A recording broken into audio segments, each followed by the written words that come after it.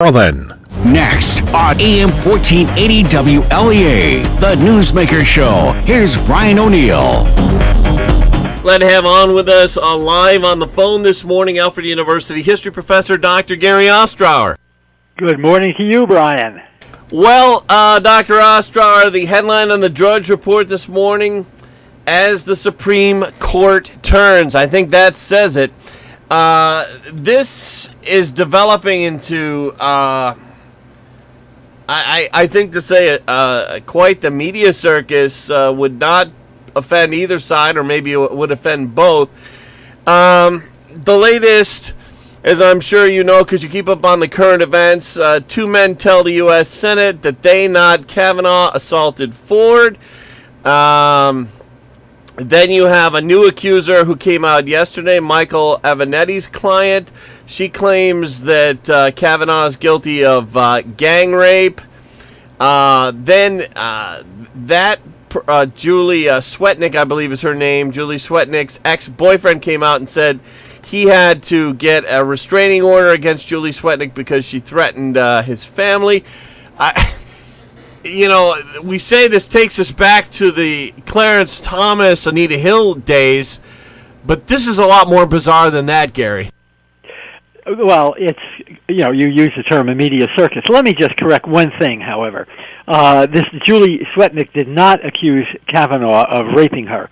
He said that what she said was that there was a gang rape. Yes, and I that's what I intended to say.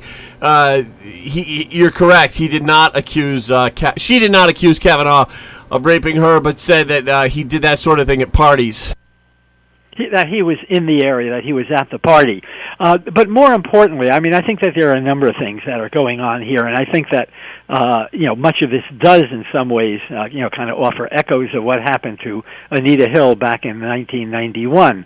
The Anita Hill situation, as many of our listeners will remember, I'm sure, involved Justice Clarence Thomas, who was being nominated for the court. He was accused by Anita Hill of sexual improprieties, of humiliating her, of basically sexual harassment. And the Republicans on the Judiciary Committee has to make the final recommendation to the full Senate. There were 11 Republicans on the Judiciary Committee. All of them were male, and some of them acted, I think, very, very badly, especially people like, Arlen Specter, who at that time was the Republican senator from Pennsylvania, just acted in ways that were indefensible. And I think that today, most historians who have, covered the modern period in American history assume that Anita Hill was indeed telling the truth. There are some partisans who claim otherwise, but I think that, she came off looking a lot better ultimately than Clarence Thomas. And there's a point I want to make about that, which is that it has left a cloud over Thomas's head for the last 25 years. He has never been accepted with quite the legitimacy that virtually all other Supreme Court justices have been viewed. Now, that could happen with Kavanaugh, and I think if that does happen, it's going to be very, very sad. So let me kind of make a general observation about this, which I hope you'll agree with, but I'm not sure. And that is that, look, we have a number of conflicting claims here. You mentioned these two guys who say that they were the ones who accused, or that he manhandled, that's a bad pun, but that, abused Christine Ford. Way back in, when they were in high school. We have other people who are now coming forward and leveling additional charges against Kavanaugh. We have, we have counter charges and so forth and so on. That's why we need an investigation. Someone said this morning on TV, where there's smoke, there's smoke. That's right. There is a lot of smoke. We don't know what's going on underneath. I don't know whether Kavanaugh did what she alleges, or that he did not do it. He claims he did not. She claims that he did, and Ford claims not only that he did, but that she is absolutely certain of his identity. So that these other fellows who are coming forward, who are unnamed at this point, that just may be a kind of Republican smokescreen. We don't know. That's the whole point, and I think that we want to know, and we should know. And And if we do know, as a result of a thorough investigation, it's going to clear the air, both for Kavanaugh as well as for the court generally. So, to leave this whole thing as a kind of circus, I think, is really not serving us at all. And let me make another comment, if I may, which, kind of brings us back to the area of history. In 1857, okay, so we're going back 170 years. In 1857, the Supreme Court issued an opinion having to do with a fellow, a slave, former slave at least, who claimed that because he was moved from a slave state to a free state, he was free. His name was Dred Scott, and probably most of our listeners from their high school courses will remember the Dred Scott case. The Dred Scott case should have been, should have been decided on narrow grounds. Either he was a slave or he was not a slave.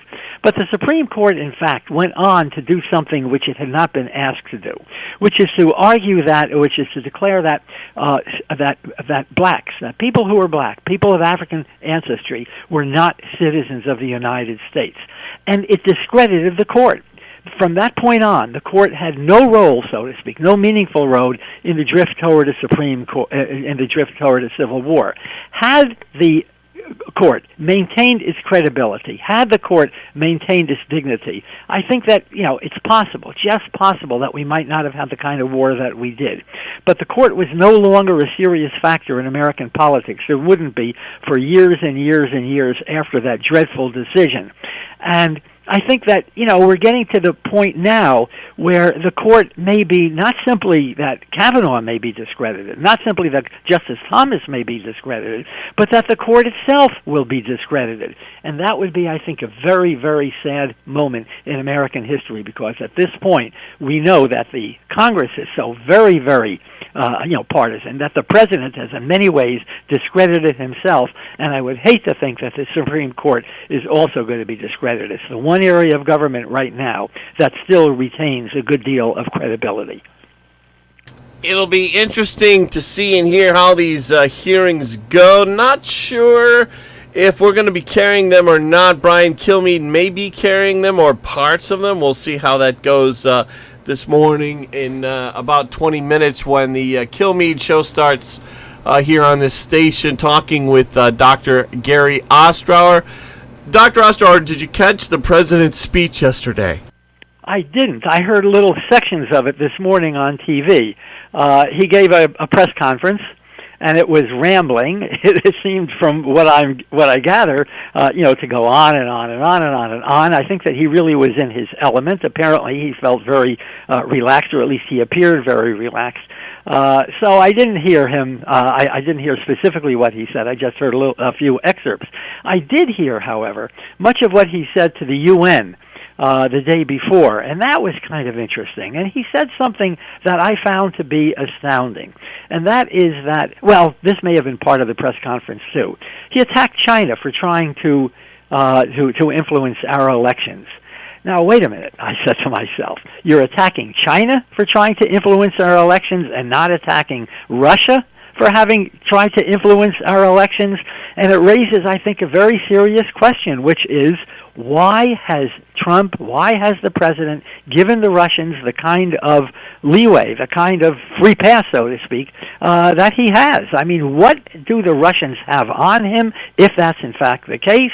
Or if that's not the case, why is he being so very, very generous to the Russians when every single one of our intelligence agencies, all 17 of them, have concluded, and without any question whatsoever, that the Russians did indeed seek to interfere in our elections back in 2016, and may have been the deciding factor in Trump's victory. Talking with Dr. Gary Ostrower live this morning. Dr. Ostrower pulled up a list of interesting Supreme Court cases and hearings, and they list a whole bunch of them, as you said, Dred Scott versus Sanford, but they also list Bush versus Gore, Citizens United versus the Federal Election Commission, and Roe v. Wade. That, of course, a big one in many people's minds these days with the nomination of Kavanaugh. Did you want to weigh in on any of those? There's Lawrence versus Texas. There's a whole bunch of them. Well, you're not kidding. There's a whole bunch of them, and they go all the way back to the beginning of the Republic. So I'm not quite sure where to start on that. Let me, though, if I may, just say one thing about what's happening right now, and that may in some ways help reflect back on the degree to which these cases have been fair, these cases have not been fair, the cases have been partisan or perhaps not partisan at all. One of the things that most puzzles me about what's going on right now with the Kavanaugh case is the role of the one person who apparently was in the room when allegedly Kavanaugh, as a high school student, attacked Christine Ford. And that's a young man, well, certainly at that time a young man, no longer a young man, by the name of Mark Judge. Okay, I find his name a little bit peculiar in light of what we're talking about. And he is not going to be called before the committee. And you have to ask yourself, why is that? Why have the Republicans not called him? Why have they not subpoenaed him? Why have they not insisted that the only eyewitness not be there? And that, I think, kind of underscores what I was saying before, Brian, that we need an FBI investigation. He has to be questioned. He has to be interrogated. There's something going on there. Is he not there because the Republicans are fearful of what he's going to say? Is he not there because his own credibility is so damaged by some of the things that he has written since he graduated from college? We don't know. There's a lot that we don't know, and there's a lot more that we should know. So that's why I think this whole issue is going to be clouded. If I can go back to the issue that you were raising about other Supreme Court cases, from my perspective, okay, as a historian, the most unjustified case in Supreme Court history is the one that I mentioned before, the Dred Scott. I think that you cannot justify in any kind of meaningful way what the Supreme Court said in 1857. And the court has to be very, very careful, because if it's going to be viewed as political, and that's what's happening increasingly, if it's going to be viewed as critical, it's not going to be taken seriously by that half of the Republic that doesn't share those political views. Now, there have been some blockbuster cases, and I would argue that perhaps the most important of all, of every Supreme Court cases in the entire history, was a case that was decided way back in the year 1803. And some of you from your high school or your college courses will remember the case of Marbury versus Madison. The Chief Justice at that time was John Marshall, probably the greatest Chief Justice in all of American history. And what Marshall did in that case was to establish the principle of what we call judicial review. And what judicial review means, for those of you who don't remember that case, what judicial review means is that the court can decide whether an act of Congress, whether something passed by Congress and signed by the President, may in fact be unconstitutional. And the court has done that on a case, not the least of which, for instance, was in the famous case of 1896 called Plessy versus Ferguson, where the court held that segregation was legal. That is to say, so long as segregation was, quote, equal, end quote, that it was legal. That case would be overturned, okay, by this issue of judicial review in 1954. So that a lot of legislation that had essentially propped up the segregation system in a case called Brown versus Board of Ed, probably one of the two most important cases of the last 75 years or so, when Brown Board of Ed overturned the Plessy decision of 1896 and ruled segregation unconstitutional. The issue of judicial review remains of great importance. It's going to continue to remain of importance regardless of what happens with Judge Kavanaugh. And, I would argue that, if you're going to look at the history of the Supreme Court, you're going to have to kind of look at that one. The Bush versus Gore decision of 2000, it was a political case. And it was admitted to be a political case by one of the justices on the court at that time in the majority, and that was Sandra Day O'Connor, who argued that the recount in the state of Florida that might have overturned the state of Florida's votes, which had gone presumably to George W. Bush by, I think it was, if I'm not mistaken, 547 votes. It was a very, very close election. She argued that she made the wrong decision there, that it should have gone the other way. But look, I mean, the court is to one extent or another subject to some of the very, very same views, some of the same biases, some of the very, very same passions that the rest of us are subject to. And Gary, if I could jump in there on this Bush-Gore case, on that close presidential race there, what was that, 2000, I believe? Dr. Ostrower, why do you think was it that Vice President Al Gore, who presided over the Senate when that final decision came down, why do you think he let it go against him? And I'm not talking about the Supreme Court in this case, talking about Al Gore and the vote in the U.S. Senate on that.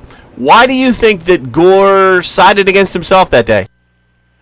Well, I don't want to say he sided against himself, but he felt this, that if he challenged that, if he continued to challenge it, it would undermine the credibility of the court, it would undermine respect for the court, and it would send us into a genuine constitutional crisis. And the point is that he put the interests of the United States of America above his own interests. That's why he did it. I think that he had a lot of integrity, and nothing better, illustrates that integrity than his willingness to allow the decision of the court to remain intact.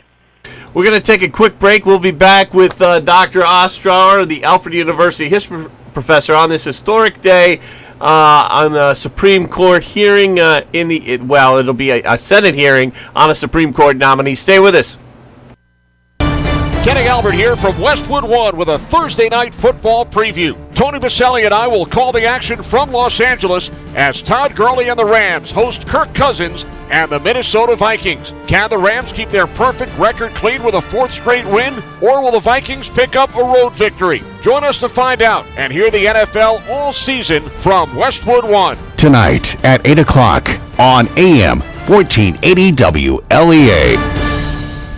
Checking in now with meteorologist Rob Carolyn. Hey, Rob, any thoughts on the Kavanaugh hearing that's coming up at 10 a.m. this morning, and what can you tell us about the forecast? To be honest, I don't know what to think. The guy's a federal judge, just below Supreme Court justice, and none of this came up before in a background check. If that's the case, we got to change the background checks in this country if what's being he's being accused of is true, and if it's not, well, then it's pretty awful what's been done to the man. But I really don't know what to think. I know more about the weather this morning than I do about the upcoming hearings. Looking at a satellite photo showing a lot of cloudiness, but there are some thin spots, Brian. So the sun is going to kind of make a few appearances. The sky may brighten up from time to time. It's not going to be a brilliantly sunny day. That's the story right now down around Monticello and in Albany, but we are not that far east. So we're partly to mostly cloudy today with a high of 65 to 70. Sunrise this morning was at 7:04. It's going to set tonight at 6:58. Tonight we'll have more cloudiness, and we're going to be 50 to 55. Tomorrow, a little bit more sun, a little less in the way of cloudiness. We're partly sunny, 70 to 75. Cold front sweeps our way tomorrow night with clouds and maybe a shower, 50 to 55. And it ushers in some cool air Saturday. We're partly sunny Saturday, 60 to 65. And a partly sunny day coming up Sunday, 60 to 65, Brian. Thank you, Rob. Down to the last 5 minutes or so with Dr. Gary Ostrower. Dr. Ostrower, can we keep going on Supreme Court issues? Surely, sure. Citizens United versus the Federal Election Commission. Democrats and liberals still mad about the way that went, even today. Well, Brian, if I can interrupt in just 1 second, the most important news in the United States over the last 2 weeks is that I became a grandfather for the first time, and I haven't heard you say anything about that. So that's what's on my mind. I'm going to see my granddaughter for the very first time today. Oh, that's great. So far as Citizens United, look, I mean, Citizens United was predicated upon the idea that corporations are people, are persons, and therefore should have the same rights in respect to free speech, in respect to contributing to campaigns and so forth. As real individuals. Well, I'm not sure that corporations get married. I'm not sure that corporations have funerals. I'm not sure that corporations testify in court and so forth. But be it as it may, it was a very, very political decision, and it may have been the most consequential decision of the court. You heard me say before that I think that there were the two most important decisions in the court over the last 75 years. One of them was Brown versus Board of Ed. The other, I think, is Citizens United, because what it has done is to provide huge huge amounts of money to campaigns, and that money counts. Okay, every so often someone wins a political campaign having spent very, very little money, but for the most part, money counts, and that's why corporations, that's why unions, that's why other organizations contribute the kind of monies that they do to campaigns, millions and millions of dollars. What do you make of the idea that the New York City legislators in New York State come up with a lot, and they want campaign financing, they want public money used for campaigns? What do you make of that idea? Well, I'm not. I don't want to relate this directly to the New York City issue. I do think that having equal amounts of money paid by a public organization, that we pay, let's say, from our income tax, the way in which we used to be able to check off $3 for a campaign, I think that does make sense. I would like to get money. I would certainly like to get, private money, huge amounts of private money, corporate money, most importantly, union money, certainly, out of campaigns. I think it's going to make things a lot more fair. Right now we have a situation where it's not fair at all. And I was reading an article just within the last day or so. I think it may have been by Dana Milbank of the Washington Post, who showed that with actual figures, specific figures, that quite a number of congressmen, particularly Republican congressmen, are financing their own campaigns almost entirely with corporate money. Less than 1% in some cases. Less than 1% of the funds that they have that they are going to spend have come from small donors. There are plenty of Democrats who have an awful lot of either corporate money or perhaps union money or whatever. That's not a healthy thing. I mean, it means, in other words, that rather than individuals making rather carefully considered political decisions to vote for one candidate or another, the elections are being not decided by, but certainly influenced by, dramatically influenced by these corporations that are able to buy campaign ads and campaign time on TV and so forth. It's not a healthy development. With that, we have to leave it. Dr. Ostrower, as always, thanks for coming on. Well, my pleasure, Brian. Have a great day. A former National Security Agency employee is